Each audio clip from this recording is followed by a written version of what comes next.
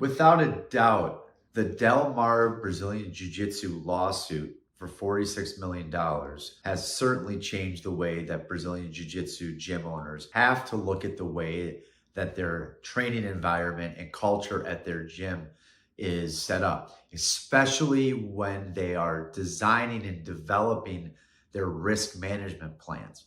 Again, I can't emphasize enough the importance of having that risk management plan not only well thought out, but also well documented and also reviewed on a consistent basis with the people at your gym that need to be aware of it, such as other coaches or employees. That is the important part of any Brazilian Jiu-Jitsu lawsuit.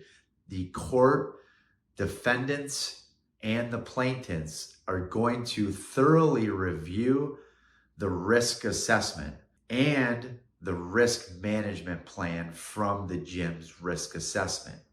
That being said, now's the time for every single Brazilian Jiu-Jitsu gym owner to step back and say, hey, listen, the way that we've been doing things may have worked in the past, although could be argued now because of the fact that this lawsuit has created a whole new realm of protocols and procedures that we need to be aware of from a point perspective of how would a jury see it.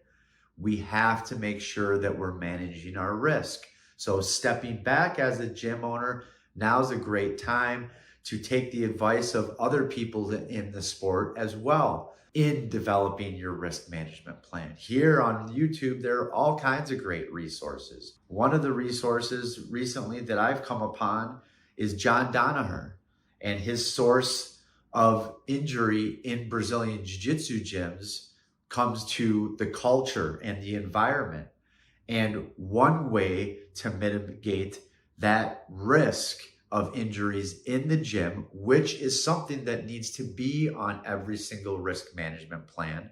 Again, risk management is assessing the fact that injuries do happen. We've assessed and we've identified that risk. How are we going to manage it? John Danaher says that there is one word that he uses to describe how you can manage the culture and the environment in your gym to reduce risk of student injury. The more controlled the movement and even the minds of the practitioners of Jiu-Jitsu, the lower the injury rate. When people tend to favor other elements of Jiu-Jitsu, the outcome of the match, the speed of play leading into submission, that's when injury rates tend to go up over time. If you work with a culture that emphasizes control of both my movement, the other person's movement, and even the minds behind the control, self-control, control over your emotions, how much anger, competitiveness, et cetera, there is in your mind and your training partner's mind as you roll. When control of both body and mind is the number one focus of your work, injury rates go down over time. Gym culture is a big part of injury prevention.